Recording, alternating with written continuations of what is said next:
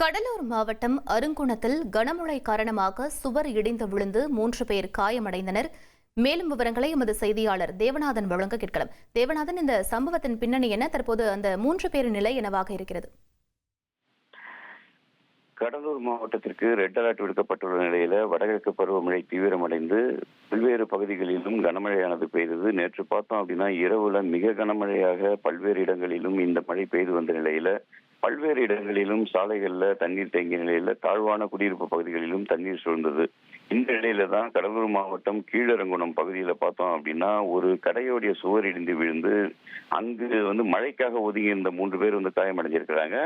இந்த பகுதியில காந்திமதி என்பவருக்கு சொந்தமான கடை இருந்தது. இந்த கடை பல நாட்களாக செயல்படாத நிலையில இருந்திருக்குது. நேற்று இரவு மழை பெய்த போது பார்த்தோம் அப்படின்னா இந்த கடையில மழைக்காக சிலர் ஒதுங்கி இருக்கிறாங்க. அப்பொழுது அந்த கடையோடைய சுவர் ஒரு பகுதி மட்டும் இடிந்து விழுந்த நிலையில அந்த பகுதியில மழைக்காக ஒதுங்கி இந்த 3 பேர் காயமடைகிறாங்க. அவங்க 3 பேரும் கடலூர் அரசு மருத்துவமனையில் அனுமதிக்கப்பட்டிருக்காங்க.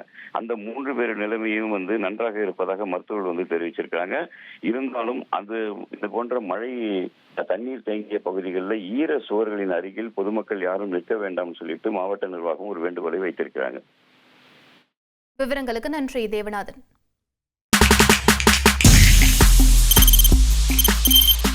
தவிர்க்க முடியாத தம்ப்நெயில்ஸ், கலக்கலான கண்டென்ட்ஸ், சினிமாவும் சீரியஸ் பிரச்சனைகளும், பல வருடங்கள் இடைவெளி கலகலப்பும் கைகலப்பும், ஏற்ற தெரிக்குதுனாலே டன்னு தான். பிரேக்கே இல்லாமல் பிரேக்கிங் நியூஸ் சொல்லும் தந்தி டிவி ஆப். இன்ஸ்டா தலைமுறை வரை இறங்கி அடிக்கும் தந்தி டிவியின் டிஜிட்டல் எக்ஸ்க்ளூசிவ். அது தண்ணிக்குள்ள போகும்போது ஹேங் ஆயிடுச்சு.